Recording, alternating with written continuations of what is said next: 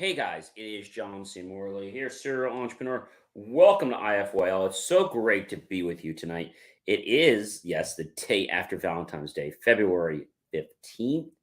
And I hope that you guys had a wonderful Valentine's Day and remember to get your special someone something sweet or something to show your love and how grateful you are for that person to be in your life. So tonight, we're going to talk more about another great topic. But before we do, I want to thank you for popping by today.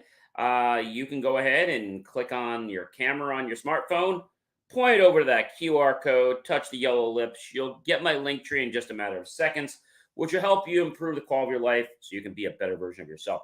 And I want to thank you very, very much for being here. We start on a Saturday with a brand new master topic. We roll all the way through the weekend. We end up on a Friday. So we start on a Saturday, we end on a Friday. And I want to thank you for coming back, my friends, colleagues, and wonderful associates, really for sharing, for loving the content, for being part of it, and making it a good piece of your life. All right. I also want to thank you if you're watching us on the replays. That might be 1 a.m., 2 a.m., 6 p.m., 6 a.m., 3 a.m., or just 5 p.m. at night, whatever time it is, or 9 a.m. in the morning, whatever time, because I appreciate you for taking the time to watch our content whenever you have the time. Remember, you can watch it as much as you want because there's so many great nuggets in that. All right, let's get right into, ladies and gentlemen, what our master topic is. Everybody ready for the master topic? Here it comes, everyone. Our master topic is, here it is, how to structure a goal. So how to structure a goal. What does it mean when we say how to structure a goal?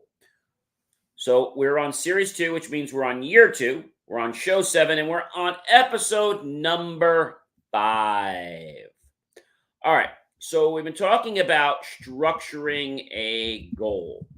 And although that might sound, pretty easy to do, it's not a hard thing. I think a lot of people, how can I say, they get lost. They get stuck, right? They get stuck. And so by getting stuck, I feel that they don't always know what they're supposed to say, right? They don't always know what they're supposed to say. And so if that's the case for you, I want you to know that everything in life has a structure. All right. We've been talking about structure a lot this week. And so structure is what allows us to assimilate and notice patterns, to replay patterns, right? Structure is a vital element of our lives.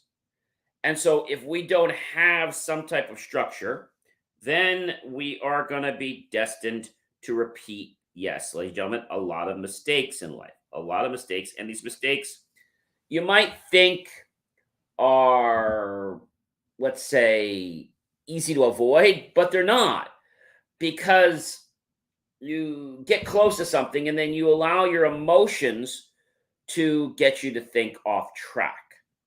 Now, thinking about goals, right? Goals in your life, a structure for the goals. Let's think about right now a supermarket. This is probably a great analogy. And so a supermarket has a structure, right? We have the walls of the store, okay? We actually have the flooring. We have the aisles. We have the food that goes on those shelves. And also, ladies and gentlemen, we have indicators, signs. Of course, there's people in the store, there's cash registers, point of sale terminals, etc. There's a meat department, there's a fish department. And so when we think about this, you might be saying, hey, John, what is the structure of a supermarket? Well, you may not necessarily know about the structure, but you do know. Because if you shop a supermarket frequently, you know where to find the eggs. You know where to find the ham. You know where to find the cereal. You know where to find baking soda. You know where to find flour. You know where to find napkins. You know where to find toothpaste. You know where to find cups. You know where to find sugar. You know where to find what? You know where to find straws, and you know where to find so many other things, dozens of other things, and hundreds of other things in the store that you find. Unfortunately, if there was no structure, we would not be able, ladies and gentlemen, to actually have a store where people could shop comfortably. So you're saying, John, a structure helps us to navigate? Yes. Did you know that your own hard drive on your computer has a structure? Did you know that? Your hard drive has a structure. What is the logical structure of a hard drive? All right, so a hard drive contains stacks of platters. These are these circular metal discs, and they're usually mounted inside the hard drive. We're talking about the mechanical hard drives, and they're coated with a magnetic material sealed in a metal case or unit. They're fixed in a horizontal or a vertical position, and the hard disk has electromagnetic read or write heads above and below the platters. So people ask me all the time, John, what's the difference between a physical and a logical structure of a hard drive? Great question. So physical deals with the actual drive itself, okay? Physical representations. Logical is how things can be classified or broken down, okay? Let's think about a logical representation of a notebook, for example. So the physical representation of the notebook is the fact that we have X pages in the notebook. So if I asked you right now, ladies and gentlemen, number of pages in a notebook. Number of pages in a notebook. Right? They typically have 192 pages, or they have 96 sheets. So you might be saying, John, why do we have two numbers? Okay, so if you were to take 96 times 2, you get 192 pages, but there's 96 sheets of paper. Notebooks can be bound using spiral bound. They can be bound using a glue bound, okay? And so when we think about notebooks, we know they have a structure, because if they didn't have a structure, how would the pages be able to be held together?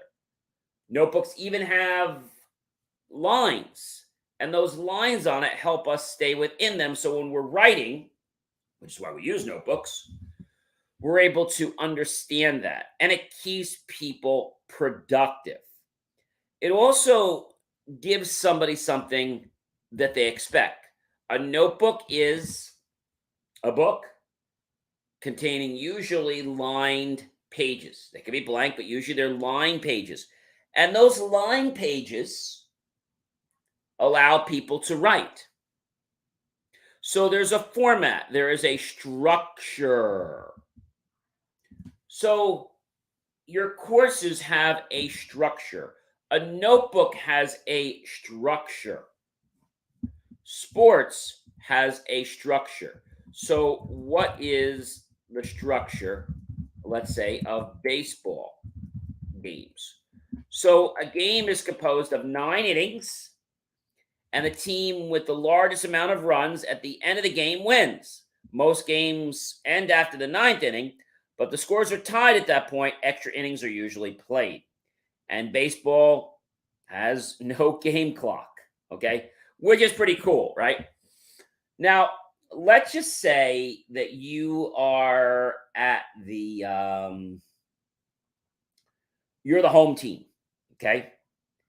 And the home team, okay, basically gets up, would be at the bottom, okay? So the home team gets up in the bottom. Yeah. So the home team gets up in the bottom of the inning, right?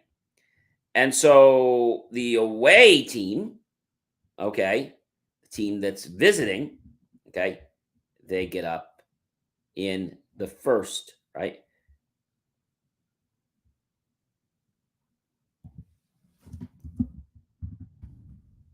So what does that mean to you?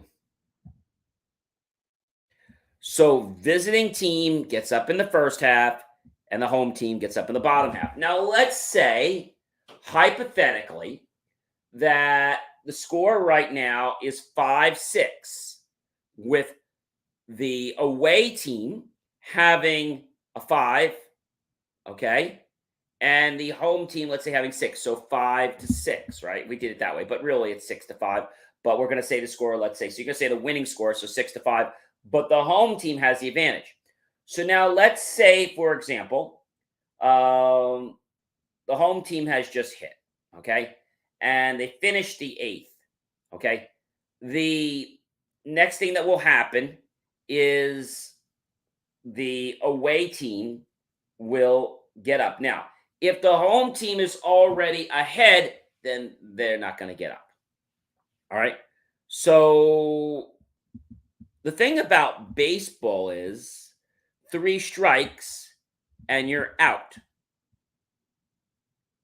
Okay. So let's explain this. After the final out in the bottom of the 7th inning, the game moves forward to the top half of the 8th inning. If the home team is losing by the end of the top of the 9th inning, they will bat in the bottom of the inning to try to win or tie the game. If they're not, then they won't get up. Does that make sense? Pretty easy. So there is a structure in baseball, right?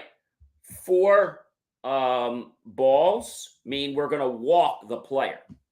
3 strikes mean we're out. So 4 balls mean we're going to walk.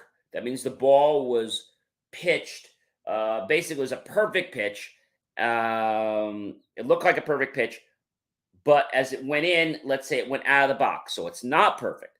If it was a perfect pitch, then it would be a strike, whether the person swings at it and misses, or whether the person just ignores a perfect pitch. That is considered a strike. A ball happens when the pitcher, okay, throws a ball and it's a bad ball. It's not in the batting box area. It's out of that area. So we call it a ball. 4 balls mean you get a walk. Now, when you have a walk, if there were any strikes, obviously those go away, right? And the person advances to first base.